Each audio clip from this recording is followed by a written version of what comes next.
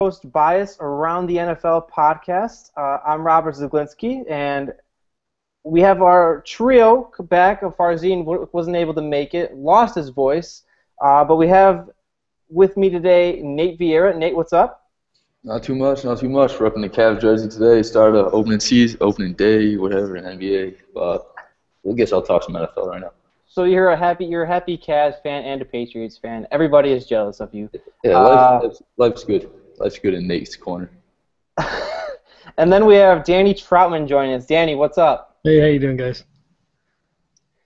Pretty good, pretty good. Let's get to the docket here, and let's start with Greg Hardy. Greg Hardy, who obviously has had his off-the-field issues. The Cowboys signed him to the Dallas Cowboys signed him to a one-year deal, and he's a known aggressive player, known possible loose cannon type that kills chemistry, and he had an altercation on the sideline in Sunday's loss to the Giants with Des Bryant and his own special teams coach. The reports are that the Cowboys are defending him, that they even want to sign him to a long-term deal, that Jerry Jones thinks he's considers him a leader, even though he even though he pushed around a technical coach, a coach that's been around in the league. And the whole PR just seems messed up in that this is a guy that clearly should probably not be playing, and his aggression is showing off in a different way, in a possibly awful way for the Dallas Cowboys as they lost their fourth straight game. Your guys' thoughts on this? I mean, I agree. The comments you just made about should he even be in the league to begin with? No,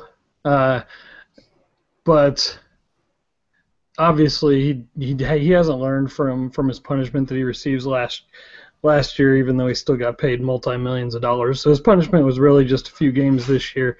He obviously hasn't learned from his mistakes, and now they're starting to show up here instead of just in his private life over there. And I mean, it's whatever they say. He's a team leader. He's helping the chemistry of the team. I don't buy it for a second. I think it's a cover-up. It's a PR move for them to basically defend them giving him a contract. Whether it blows up this year, in the offseason next year, it's going to, and they're not really going to have much of a say in it anymore. But I'd say it's definitely a distraction, and it's definitely hurting their team, despite what Jerry Jones and company has to say about it. Nate? Yeah, like Greg Hardy just doesn't act like he learned his lesson. Like he's just come back into the NFL acting. I don't know how he acted in like Carolina. I'm guessing not this bad, but he's just coming in loose cannon. First day back, first game back, said he's going to come out guns blazing when he had the whole situation of throwing his girlfriend or fiance on a couch full of guns, and then talking about Tom Brady's wife, which wasn't even like part of the question. And now he's arguing with Des Bryant on the sideline when Des, who nobody would put him as a leader, is trying to calm Greg Hardy down. That's when you know you're bad. When like Des Bryant's trying to calm you down, yeah. Yeah, like because Des Bryant, he's had blow-ups on the sideline before. I'm pretty sure last year there was a huge story about it. He was flipping out. But it's just the whole situation's messed up. Greg Hardy, someone has to like knock him around, teach him a lesson, whatever. But Jerry Jones doing it. You know he'll get headlines, make money. People will be talking about the Cowboys. He's a great businessman. Talking about someone as controversial as Greg Hardy will get money for him, or just headlines, whatever. So he knows what he's doing about it. But Greg Hardy, all around, horrible person. Well, my thoughts on this, building off what you guys have said, Jerry Jones, I don't think there's any other owner in the league that would enable his players like this. This is a guy that would sign anybody as long as they were a Pro Bowl or All-Pro talent to get him out of his now 20-year Super Bowl drought. And in my mind, he's probably not even on the Cowboys if he's not an All-Pro talent. That's the question I pose to you guys. Again, is he playing right now? Are they defending him and doing all this media BS if he's not an All-Pro talent? Which is the question everybody obviously is asking. No, not at all. And I read an article today. It was Clay Travis on Fox Sports Online, and basically it was talking about a few different things, but it was kind of the headline of it was because of this Greg Hardy situation, and it reflected on Ray Lewis and some of the situations he's been into and some of the media attention he still gets and the fact that he's on ESPN. But besides that, one of the things it did mention was look at a guy like Ray Rice, right, who for all intents and purposes did the same thing. And he's no longer in the league and probably is never going to play again. Well, he was a running back who was generally past his prime. He was on his down slope, right? And he's never going to play again. And meanwhile, Greg Hardy's at the top of his game and potentially going to be an all-pro or whatever the case is. And so as long as he's as good as he is, certain teams, and especially the Dallas Cowboys, can ignore some of those facts to have a pass rusher like Hardy in the middle. So yeah, that was going to be basically one of my points about it, because then I think Brandon Marshall back in his Bronco or Dolphins days had a similar situation with domestic violence history. He's back in the NFL now. That also happened like during his prime. I think if we want to bring up Des Bryant again, I know he had. There was some kind of supposed video. It never released, though. Oh, not even that. I'm pretty sure he had something else involved with, like, family, maybe involving his mother, either coming out of college or, like, one of his first years. Yeah, that was the. Wait. No. That was him. I think he was at a shopping mall where he got caught shoplifting or something. I don't remember. Oh, I thought it had something to do with his family. I could be way off then. That's on me. But anyways, like what Danny said, it's all about talent. If Greg Hardy couldn't put up at least 18-plus sacks a year, there's no way he'd be in the NFL right now. Well, it's like Alden Smith is another example, and I'm a 49er fan. I loved how he performed on the field, but would he be in the league if it wasn't for his averaging 1 sack per game over 4 seasons, right? And it's all about the level of talent and what teams are willing to overlook, right? Well, is it also the fact of the hypocrisy of the league? Because there isn't a video of Brandon Marshall doing anything that he did. There isn't a video of Des Bryant's potential, what Nate just touched on. There isn't a video of Greg Hardy's domestic violence. And there was a video of Ray Rice. So if there's nothing to get the public angry on social media or for anybody to sort of be horrified at something really horrible in essence, then the NFL will just step back, oh, we'll suspend you, and then you can come back and play, and then teams will want them because they're talented. It's the ongoing hypocrisy of the league. I mean, Nate's a Patriots fan, so he knows all about that. We're not going to get into that topic, but he's a Patriots fan, so he knows all about it. The thing with me is, too, man, it's like if Greg Hardy, I don't know how to word this. For him, good thing they kept him out of the league. Good thing he didn't beat up his girlfriend, throw her onto a pile of guns, and then have all these awful comments in the media coming back like he didn't learn anything. Wait, he did. So I don't know what Dallas is doing. I don't know what Jerry Jones is doing. But you guys make good points. It's about talent, and I guess it's kind of sad in some fashion, but we can't do anything. We can't do anything about it. Let's move on to our next topic.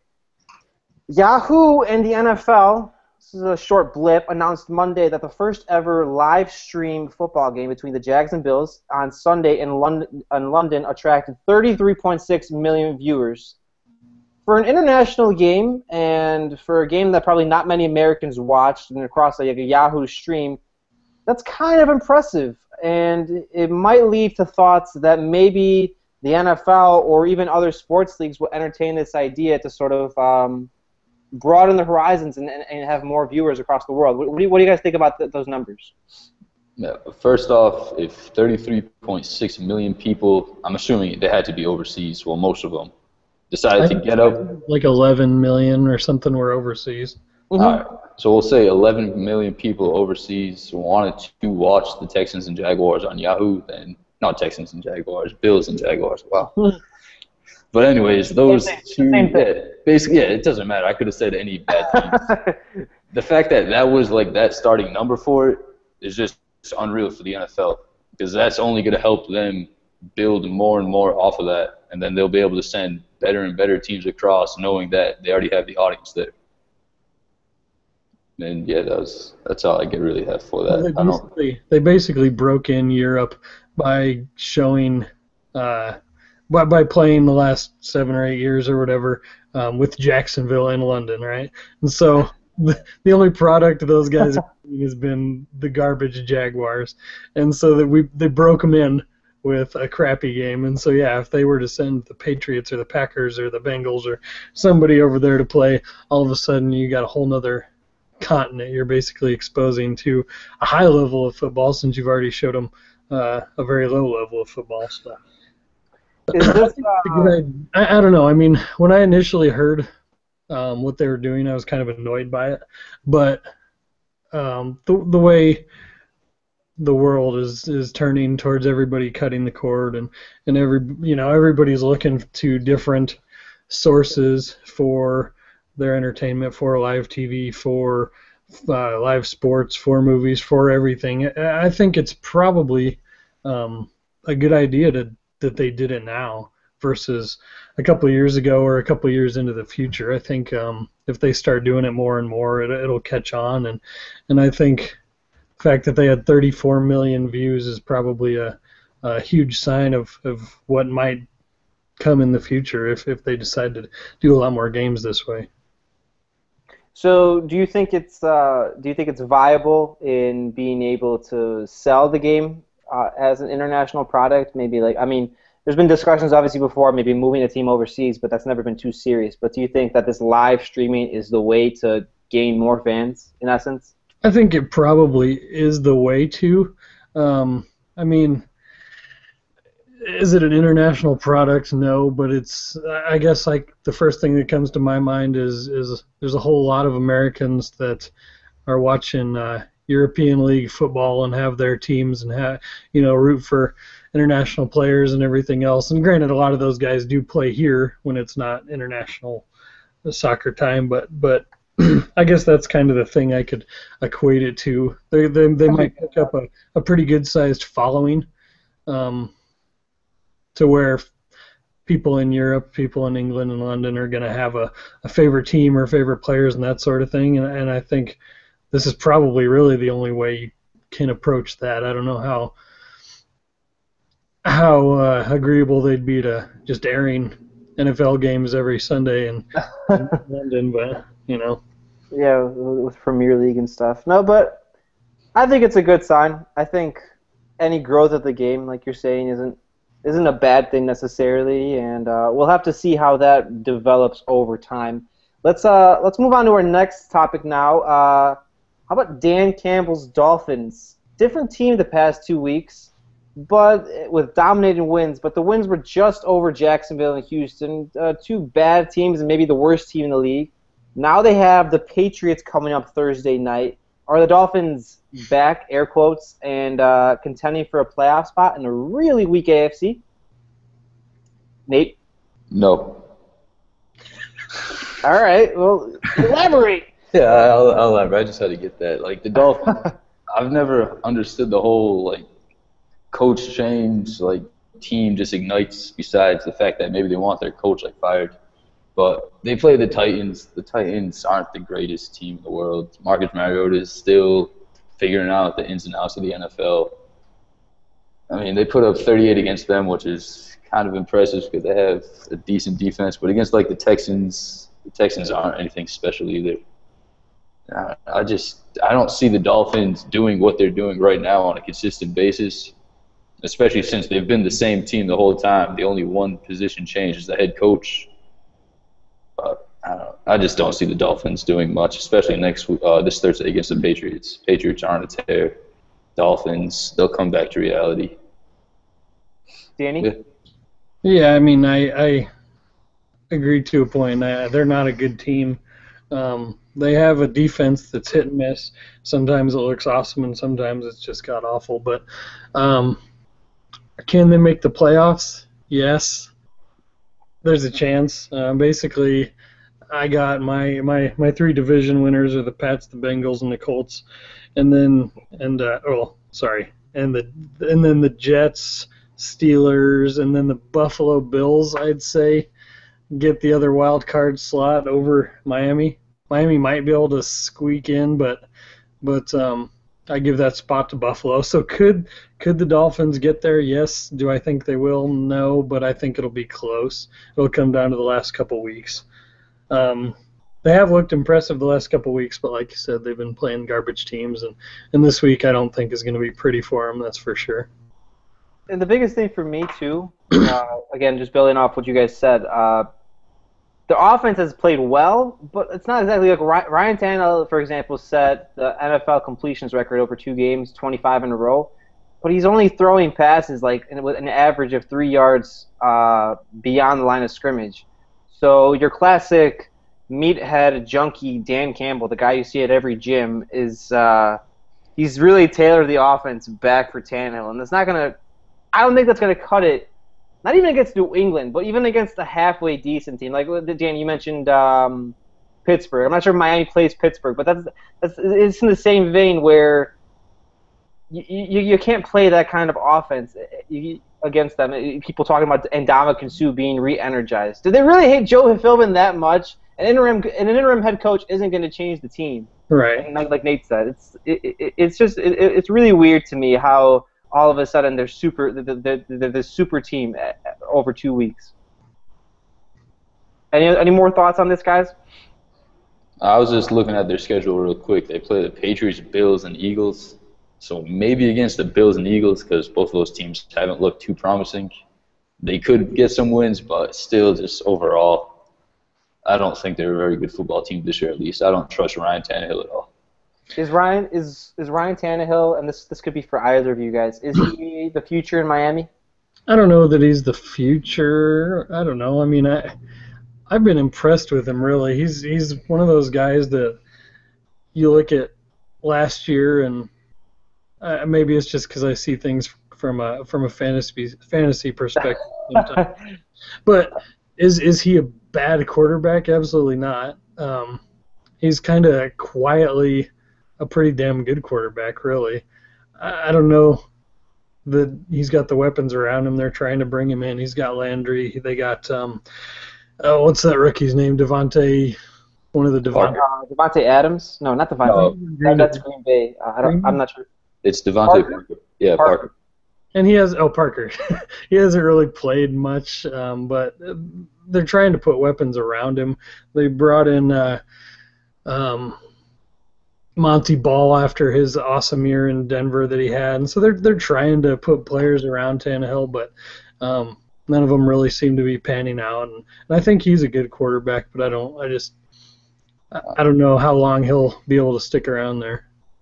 For me, I feel like every year, ever since like his rookie year, it's always been, Tannehill's gonna have this breakout year. Tannehill's gonna have this breakout year, and he still is just like an average to an above average quarterback in the NFL, and that. Right.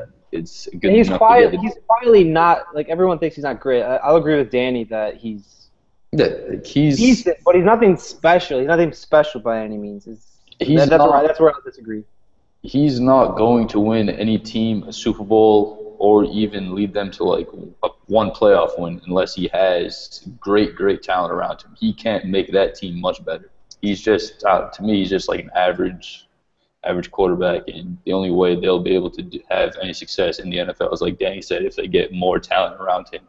I don't know. There are a lot of teams that with average quarterbacks and average offenses.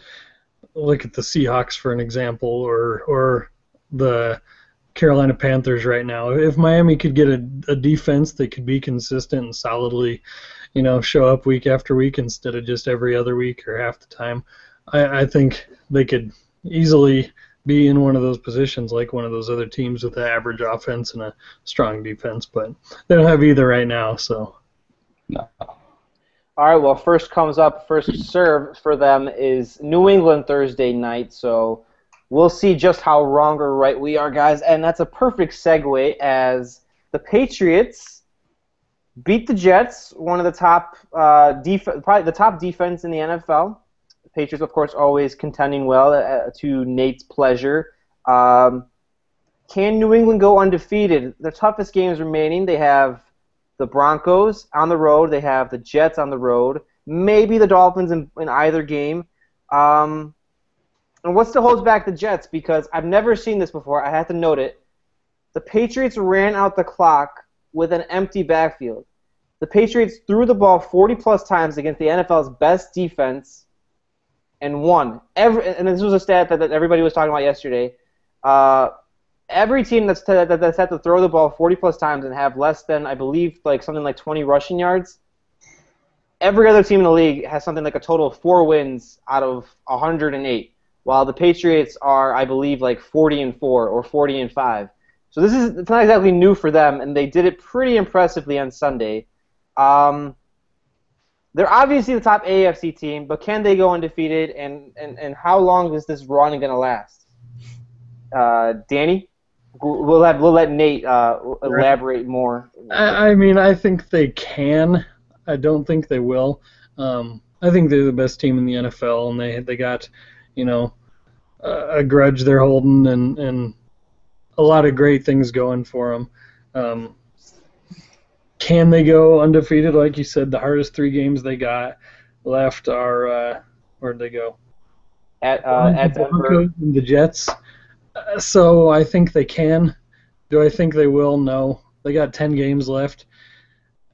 I'll say they lose 2 games, and I'm not going to tell you who. I don't know who. It might be the Jets. It's probably not going to be the Broncos. But really, the NFL is such a virtually any given Sunday kind of league that, as hard as it is to, the Miami Dolphins, the 72 Dolphins celebrate every year, usually before Week 10, right? I hate that. They went 16-0. Nate, what was it? 2008. 7. I don't remember. Oh, he doesn't remember. He doesn't remember. 2007, they went 16-0 and 18-1, Nate. Just so you remember. Anyway, Danny, continue. So they did it once before. I think they definitely have the tools, and I think they're the best team, and they got the right schedule. Looking at what their hardest games remaining are, I don't think they do though. I think they lose 2 games. Nate. You forgot the most important stat of that Jets Patriots game. What was that? Tom Brady was in fact the Patriots' best running back that game. Leading rusher, yeah.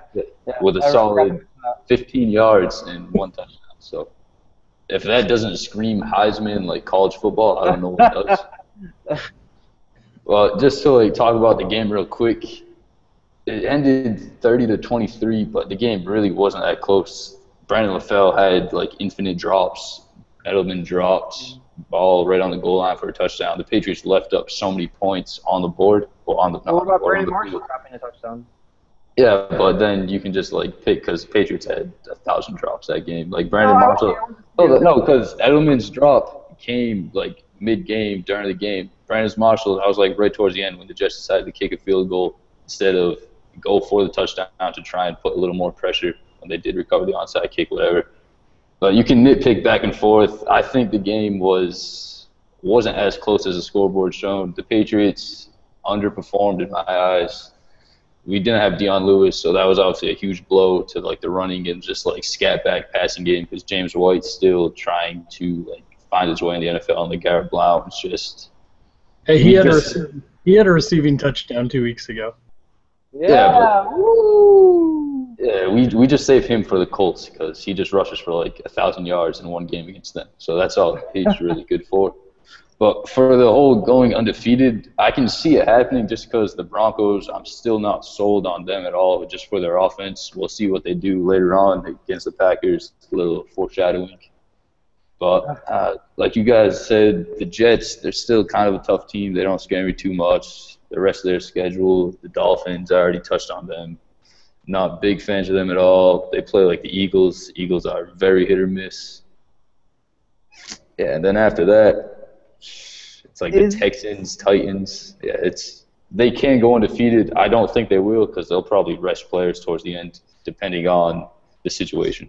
Yeah, that's a nice segue. Is it worth it to go undefeated for them? Because I remember in 2007, the pressure of finishing the season undefeated sort of, I guess I'm not gonna say it weighed on them at the end because you can't really know that as an outsider watching the game. But it Yeah. seemed like it did. It seemed like the pressure to finish the job and get all the way through Super Bowl undefeated sort of weighed on them. Is it worth it? I think the feeling in like Patriot land in like New England is Patriotland. everyone wants them to go undefeated just to stick it to the NFL. Like I would love for them to go undefeated the year after Deflategate just took over the whole summer and just wasted everyone's time. So that would be the greatest situation for us. But even if they just win the Super Bowl going 14-2 in the regular season or 13-3, for me it still does the same thing. But I feel like the whole atmosphere would just have everyone would love to go undefeated. If that last sentence made sense, I kind of stumbled over. It made somewhat sense, Danny. I agree. I mean, I think they'd be looking to put the exclamation point on it by going 16-0 and sticking it to Goodell, really. So I think if they're in the position in week 15, week 16, they absolutely go balls out, run the score up, put up as many points as they can, play everybody through the last play of the game, and they're just proving a point. In either scenario, and if they don't go undefeated but win the Super Bowl, if they go all the way and go 19-0, this isn't exactly an analytical question. Does Roger Goodell, is he present at the Super Bowl, or is he present on the podium to hand them the trophy? Oh, God. I pray he is. To be booed by all the Patriots fans? I pray it's just like an ideal situation. Patriots go undefeated. It's just him and Brady on the podium. Like Belichick just has all the players just stand off, so it's just them two, and Goodell has to admit his wrongs. He just stands off. Yeah. All right. Not Goodell. Belichick just calls off the dogs, and it's just Brady and Goodell just standing off. Oh, so we have like a Hell in the Cell match on Super Bowl Sunday? Yeah, that would be ideal, because then right when Brady gets the Lombardi Trophy, he just knocks it right over Goodell's head. He's knocked out. It saves the entire NFL from like another year of his lead. It's a win-win situation for everyone. Honestly, I'm trying to help you guys out now. Then they put Goodell in concussion protocol, and he's got to sit out for this season. A concussion protocol. Finally, he'll take the safety of players and people in the league seriously. Right. You guys are bringing up good points. That conversation. All right, that took a turn. Let's move on to an article I asked you guys to read or skim. Either way. Ted Sundquist, who was the director of pro scouting for the Broncos from about 2005-2010 under Mike Shannon. Well, I'm reading it wrong, but either way, he was the director of pro scouting under Mike Shanahan when they drafted Jay Cutler, and it's a special article he wrote to Bleacher Report talking about the development of Cutler, what they saw in him, and just as like the main points of it. That they saw a special player, they saw a guy with pocket poise, they saw a guy that carried an awful Vanderbilt team in college and sort of did everything by himself and got used to it, and they loved it, like his confidence and that he seemed like a natural, or that he was a natural leader and sort of taking it all upon himself in helping his team succeed. And Sundquist's point is he was thrown too early. This is all from his perspective, what he saw and what he remembers, because he was around there and he saw what happened. That he was thrown too early into the starting gig in Denver, and that immediately threw the locker room, the veteran locker room, they didn't respect him right away because he took away the job from beloved Jake Plummer. I don't know why anybody would love Jake Plummer, and he was immediately in an awful position by no accord of his own. And of course, the Broncos didn't have the best defense, so everything's heaped on him. And he tells the story of Josh McDaniels going off on him for no reason, and how that story was misconstrued, and how he was traded to the Bears. And then he comes to Chicago, and up until 2015, honestly, I was a Bears fan. I haven't always been the biggest fan of Jay Cutler, but this article sort of swung me. Still haven't built an offense around him, still haven't given him all the tools to succeed like you see many other quarterbacks coming in, like Joe Flacco or Matt Ryan or even Tom Brady. And I'm not comparing Jay Cutler to Tom Brady in any way than that the same plane. But Brady is able to execute things because he's in such a great system, and he's become so comfortable, and he has this great work ethic because he was put immediately he was immediately cushioned where he's been able to play. Same thing with Aaron Rodgers sitting under Brett Favre for 4 years, being able to learn how to play as well and being able to succeed. So Sundquist's point is that Cutler resorted back to his relying on his arm too much, back foot throws off his back foot, and then people misconstrue his body language as, oh, he doesn't care. And long story short, it points to me that there's a problem of NFL development, that there's too much expectation on young quarterbacks, especially when you don't have the right situation for them, and then you'll have busts. And as far as Ian and I have discussed in the past few weeks, I mean, it's to me, it still seems like if the Bears can build a decent enough team around him, that with Adam Gase's offense, that he can be comfortable and they can be successful in a high-level contending facet. Anyway, my essay is over. Either of your guys' thoughts on Jay Cutler or quarterback development in the NFL? Just a little heads up for anyone that wants to read that. That's not just an article. That's a novel. That's like a Harry Potter 7-book-page series that's probably going to have like a ton of movies after I enjoyed it, Nate. All right, I enjoyed it. Give me your thoughts. I'm just giving everyone a heads up. But, yeah, I'm all for like QB development. Like the Patriots got lucky with Tom Brady. Like we kind of threw him in there after Drew Bledsoe went down during his rookie year, and he turned out to be a pretty good quarterback, like here and there. Pretty good. But then there's like other situations, like the article mentioned, like RG3, David Carr, who just all like RG3 had a phenomenal rookie season, and now he's just a third-string quarterback making $15 million. Tyrod Taylor is another example. I'm pretty sure he sat behind. I don't even know what team he was on before the Bills. It was the Raiders, wasn't it? The Raiders. No, that was Terrell Pryor, unless he was on the Raiders too. But either way, he sat behind or just like was practice squad guy, whatever, saw the system, and he turned out to be a pretty decent QB in the NFL this year until before he got hurt. To me, teams like bad teams are like have too much pressure put on them by fans to find their franchise quarterback right away. So they'll just keep drafting guys left and right. Like you look at the Browns, they haven't had one consistent quarterback since forever. And they'll just keep throwing guys into that system, hoping it will work. They'll switch up the quarterback, switch up offensive coordinators, switch up their weapons around them, and they still won't find a guy that will work. But then point? Sorry, go ahead. Keep going. Then I was just going to say, then you have teams like the Packers who took Aaron Rodgers in the first round when they had Brett Favre, who was their franchise guy, even though he was getting old, let Rodgers sit behind for 4 or 5 years. He took over the helm at like the head QB, and now he's the greatest quarterback in the NFL right now. Before we jump over to Danny, his thoughts on this, is your point that teams have too much pressure from their fans and really from each other on their own jobs, in that they don't spend enough time developing the team so the quarterback can step in and be comfortable and develop the right way? Is that what you're saying? Yeah, I think teams, they want to find their franchise QB right away instead of having like a solid team behind them. And some teams get lucky, like the Colts. They had Peyton Manning for all those years. We'll get to that. Yeah, like they had Peyton Manning all those years. Andrew Luck comes around. He turns out to be a good quarterback this year. Could be injured, whatever. But then other teams like the Buccaneers, the Browns, the Titans, they just go through quarterbacks, even like the Raiders. Well, Derek Carr is turning out to be maybe a good quarterback, but you just have teams like that have had quarterbacks all throughout like the past 5-10 years, a ton of different quarterbacks, and none of them has like stayed in the NFL. Just because they're rushing to try and get them in, see if they will fit, and then if they don't fit, and they just move things around, draft another guy, and then it's just the circle keeps going and going. Danny? I don't know. I think that last point you made, Nate, was spot on. Like, you get so much pressure from owners, from GMs, from fans, from everybody. I mean, everything's so short-term these days. We need immediate results or you're fired, right? And so guys are always trying to hit that home run, right? They're going to take a Jameis Winston, a Mariota, whoever, with those picks and basically immediately thrust them into a role because their last quarterback was failing for whatever reason. And maybe it's because the same exact thing happened to them 4 years earlier, right?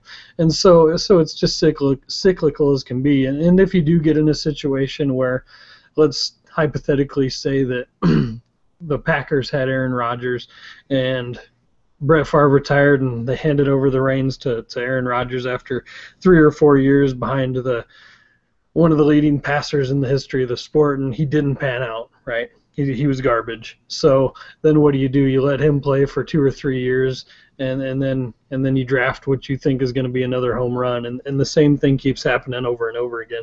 And it almost seems to me like everybody is trying to hit this home run, right? They're not giving the time to develop, but even if they do, who's to say that's going to work either, right?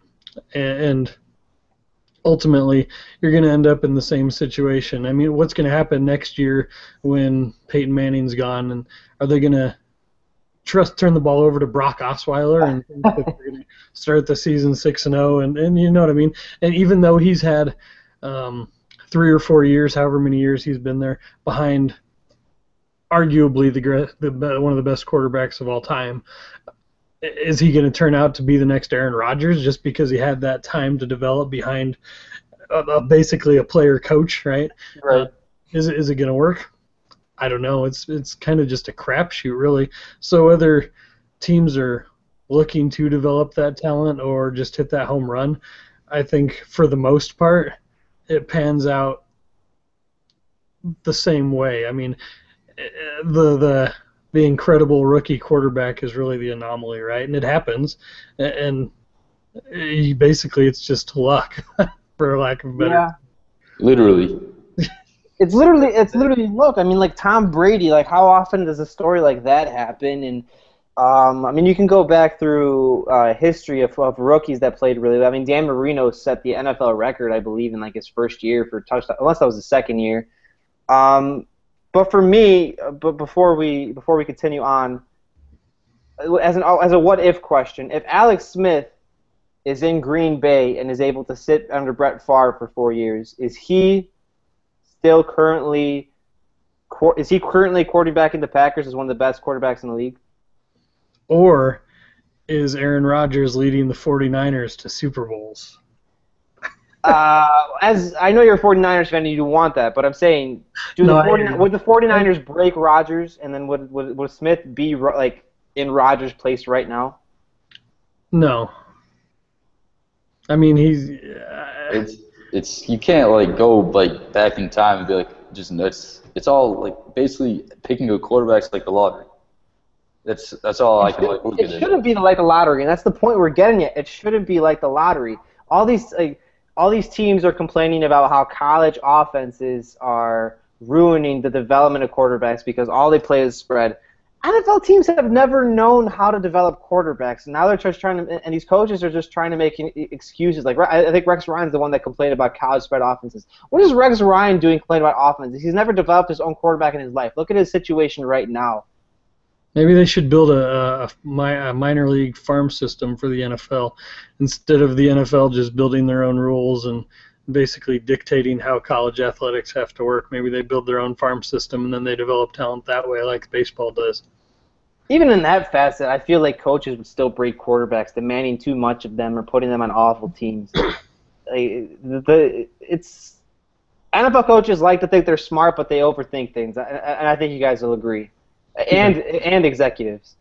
But with that, moving on to another top-tier quarterback, unless you guys have some more thoughts on this. No, I'd rather not think about it because it's coming up soon. I'd rather. Oh, for Brady, you don't want to think about the development. Jimmy Garoppolo, dude, come on. Yeah, we got 10 more years in him. Yeah, we got another 10 to 20 years. Brady has 10 more years, so I'd like to see that. Hopefully, like, the NFL is done by the time he retires, so I don't have to worry about this anymore. But Smith movie. All right, well, let's move on to another top-tier talented quarterback who's currently stuck in a rut with his team. Colts quarterback Andrew Luck, who is quarterbacking a currently 3-4 Colts team. They're really, really bad. An awful roster, but yet they're atop the AFC South and arguably the worst division in the league. This is a guy that was booed by his own fans this past Sunday. Remember when he was touted as the best quarterback, the best prospect since Peyton Manning, the guy that led the Colts to 3 straight playoff berths, the guy that got them to the AFC Championship last year, the guy that without them, they're probably the same 2-14 team they wore when Peyton Manning had his neck injuries. What are your guys' thoughts on the Colts fans not being appreciative of Luck and sort of blaming it on him, even though we know their roster issues? I mean, I'm not gonna knock the fans. I guess I Are they spoiled a little bit though? I mean, let's be honest. yeah, absolutely. I mean, I think they're gonna turn it around, and I think they're in the perfect position to do so, right? I mean, Andrew Luck, he's 11-9 touchdown to interception, 260 yards per game average he's throwing, and he's 56% completion rate. So he's inevitably going to improve on those numbers. Like you said, they're leading that crappy division, and so even if he improves by 10% efficiency, whatever, 5% efficiency, all of a sudden they're a completely different team. They got weapons. He's going to turn it around. The fact that the fans are booing him is kind of garbage. Look what he's done for that team for the last couple of years. I get it. I mean, from an analogy to a college team that I'm a fan of in the Nebraska Cornhuskers, who's 3-5, the fans are booing the staff. They're booing the quarterback. They're calling for coaching changes, quarterback changes, all this and that. So it's going to happen when expectations are higher than what you're getting on the field. I don't think they should boo him. Do I get it? Yes. But ultimately, I think he's going to turn it around. It's week 8. They're not even halfway through the season. They're going to win the division, make the playoffs, and he's going to turn into the Andrew Luck of everybody's expectations. Before we move to Nate, are those expectations too high for him and this Colts team? I mean, they do really have a flawed roster. And I agree with you. They're going to turn it around this season to at least make the playoffs. But are those expectations too high? Maybe so. And it's probably because every outlet of media crowned Andrew Luck as the greatest thing since sliced bread. And you know, he's going to be the second coming of Peyton Manning or Joe Montana or whatever name you want to plug in there. They gave him so much. They built him up so much that since he's not meeting those expectations, it's all of a sudden he's garbage, right? And they like you said, they're flawed in some places. They have some talent at wide receivers, and they got old man Frank Gore as their running back to kind of hold the fort down and things like that. But they're flawed in other places. Their line's not stacking up the way that it had. They got some strong points on defense, but they're weak other places on defense. So I don't know. I mean, I don't think they're too far. A couple of draft picks or maybe some free agency from being a great team really within the next couple of years. But Nate. Yeah, for one, I know Andrew Luck's been battling a shoulder injury. He missed 2 or 3 games with it, and one of the games actually won this year was with Matt Hasselbeck, so that doesn't look too good for his cause. But I think basically what Danny said, the media, based on the Colts' past 2 seasons, built Andrew Luck. I mean, to be this next greatest quarterback in the NFL, when in fact the team around him wasn't built for him to be the next greatest quarterback. And I know that kind of contradicts what we just talked about. That's actually a perfect segue. Yeah. They weren't ready for Andrew Luck. He's had to do it all by himself. They haven't built a roster around him. Yeah, the whole key to their playoff run last year was Andrew Luck. Their Achilles heel to it all was their defense. And what they did this year is went out and got either a washed-up defender in Trent Cole or Andre Johnson and Frank Gore, who really haven't helped out this team at all to begin with. They're looking for immediate gratification and not looking to build, right? They're trying to hit the lottery. Again, if I'm just going to keep going with that now, that's just clicking in my head. They're trying to hit the lottery and make Andrew Luck be the next Tom Brady, Aaron Rodgers of the league, when right now he's still not ready, even though he's shown signs of it the past 2-3 years. So keep going, sorry. I was just going to say, it's a tricky situation to boo him after what he's brought to them. I can kind of understand from the fans because this was supposed to be the Colts breakout year. You had every single analyst on ESPN predicting the Colts to win the Super Bowl, predicting to win the AFC, dominate the whole NFL, and they've done the exact opposite. So I can understand from kind of a fan point of view, but I don't know. It's a tricky situation up in Indianapolis, especially since I read something today too. Chuck Pagano may be fired, which I still never understand coach firings, but Yeah. Well, I would to preface, I wouldn't exactly always trust Trent Dilfer's analysis, but that's a different story. Or Tom Jackson, I but don't know. His analysis is usually spot on. He did say one time that all you need to do to win games is score more points. So he also said you don't lose games to win in the NFL. You don't win, so you know. But you can't leave out the Patriots aren't good anymore. Just at 2-2 in September. But no, I think this was a perfect segue from our last topic. He's sort of in the mold of Jay Cutler. He's obviously better than Cutler. He's had to do everything by himself the last 3 years, and it's sort of coming to fruition now where he can't because he's injured, and the team is worse. And they try to rush it along instead of actually giving him a solid enough offensive line, giving him a defense that can support him. I mean, you look at Tom Brady. Tom Brady doesn't have necessarily they did lose some pieces on the defense, but they're still phenomenally coached. They're still well-disciplined on the defensive side. And he's always had one of the best offensive lines to protect him and have him comfortable. If Luck had those tools, then everything that they wanted from Luck this year and all these expectations would be warranted. But they rushed the process along. Thoughts on that? I agree. I mean, I think, like I said earlier, I think they were looking too much for immediate gratification. This is our year mentality. We're missing a couple of pieces. Let's fill them in with proven guys.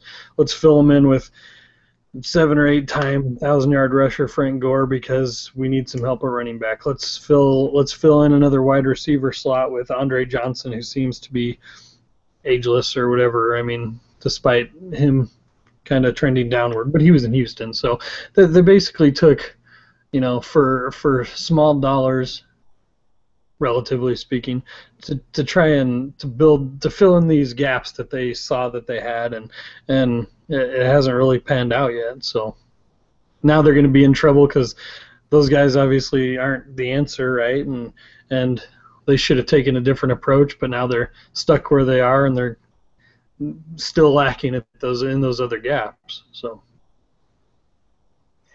my favorite article before we move to the next topic, there was an article that Dan Pompei, who writes for Bleacher Report, he's done really great, but he had a piece on Ryan Grigson, the Colts GM, and the piece was titled, and it was a fluff piece, The Evolution of the NFL GM. Ryan Grigson's pretty awful if you look at that roster. But we'll leave it at that. Let's get to Week 8, big games, quick thoughts, and, of course, picks. We have 3 on the slot here. Let's start with the 2 and 4 Dolphins, or 3 and 3 Dolphins at the 6-0 Patriots.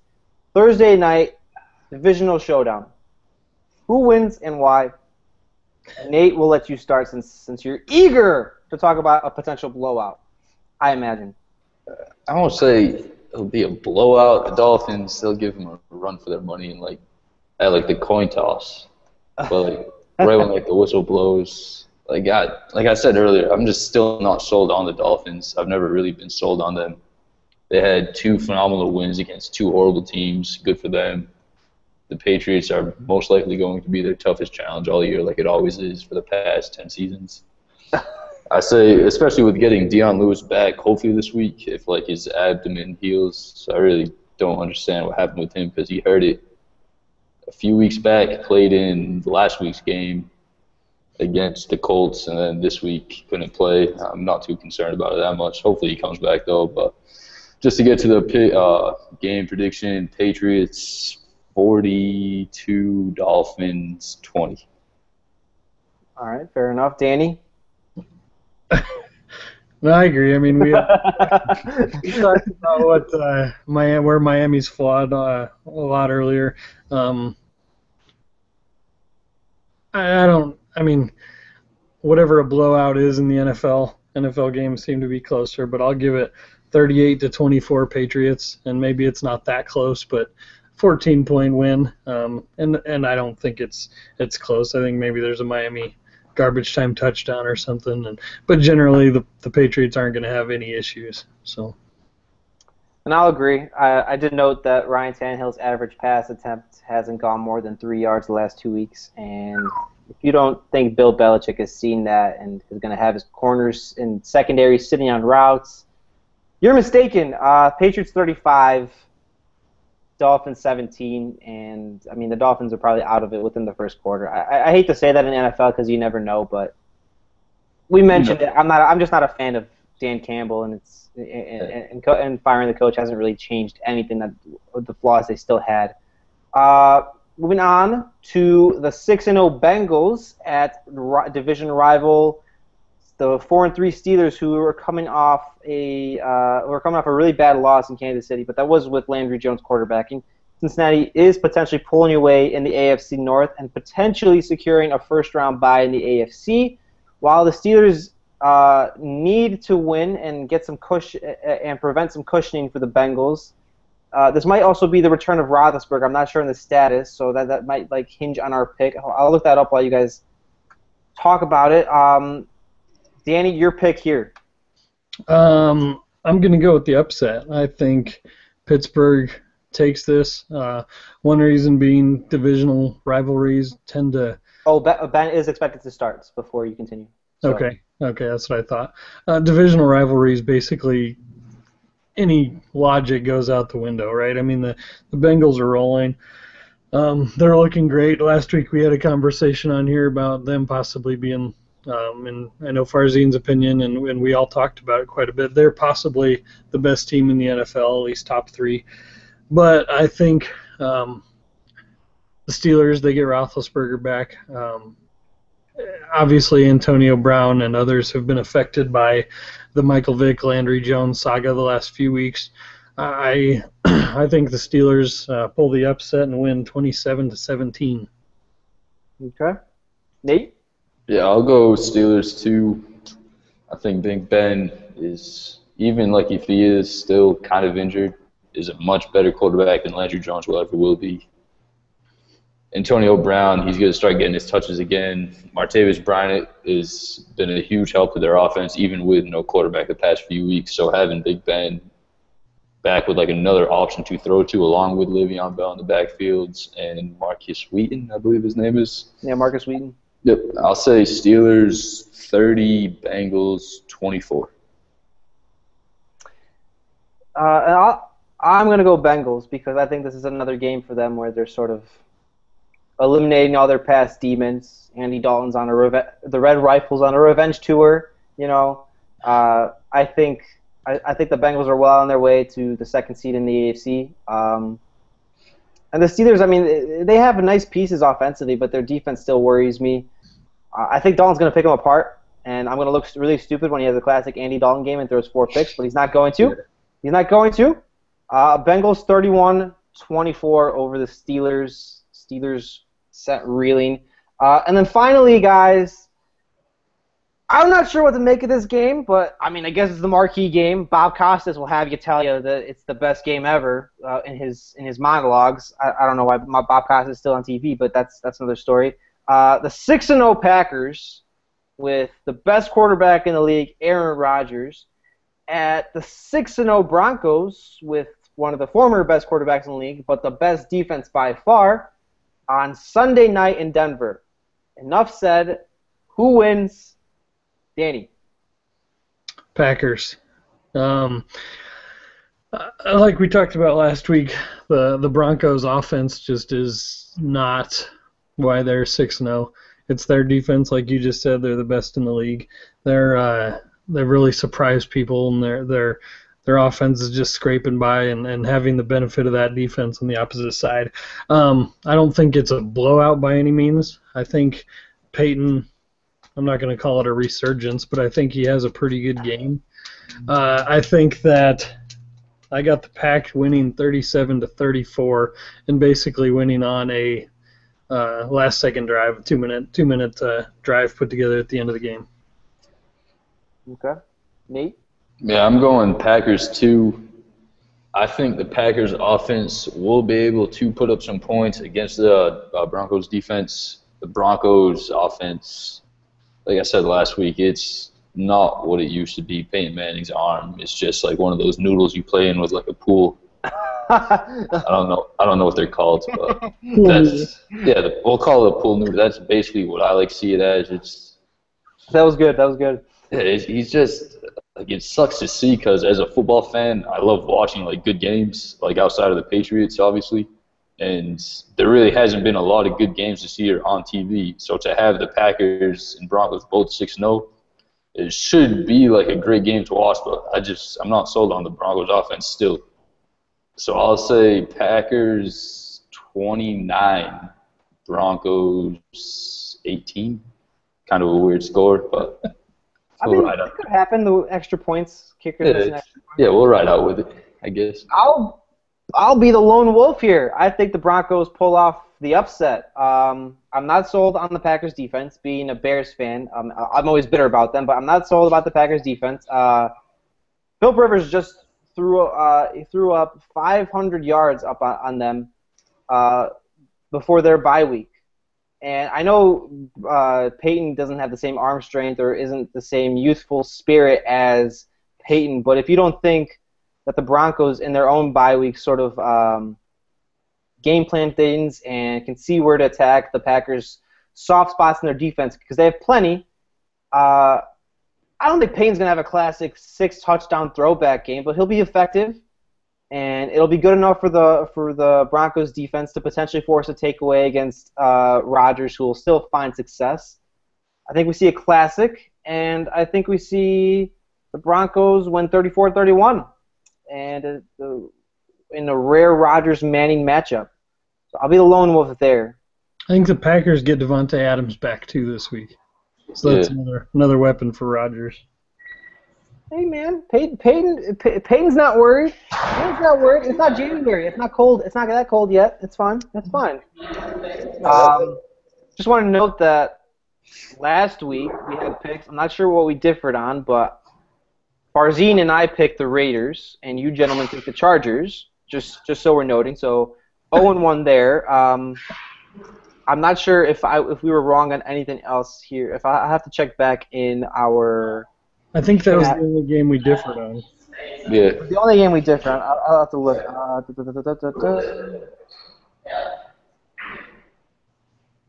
That might have been the only game we differed on. Okay, well, yeah. You guys are wrong, so it looks like I'll be the idiot this week when the Packers blow out the Broncos. That should just about do it, though. That's our picks. Thanks for joining us and listening to this Around the NFL podcast. I imagine Farzine will be back next week, but looks like we can run it just fine, gentlemen. Am I wrong? Yeah, I think we got her. Got our bearings. Should be fine. I'm Robert Zaglinski for Nate Vieira and Danny Troutman. Join us next week as we discuss more NFL topics. Thanks for listening.